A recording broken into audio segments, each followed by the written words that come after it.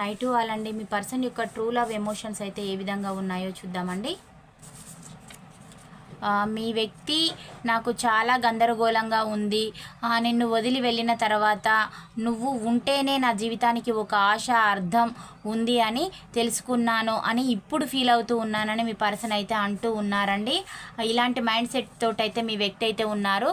Fast లైఫ్లో మన ఇద్దరి మధ్య జరిగినవి తలుచుకొని నేను చాలా రిగ్రెట్గా ఫీల్ అవుతూ ఉన్నానని కూడా ఈ పర్సన్ అయితే అంటూ ఉన్నారండి.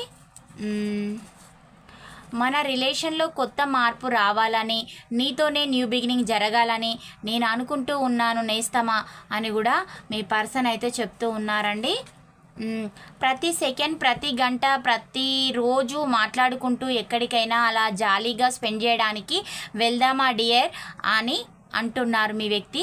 ఈ పాయింట్స్ రెజనేట్ అయిన వాళ్ళే రిసీవ్ అయితే చేసుకోండి, పాజిటివిటీని క్లైమ్ చేసుకోండి, ఛానల్ని లైక్ చేయడం, సబ్స్క్రైబ్ చేయడం మర్చిపోవద్దు. Thank you for watch. Next వీడియోలో కలుసుకుందాం. బాయ్, సీ యూ అండి.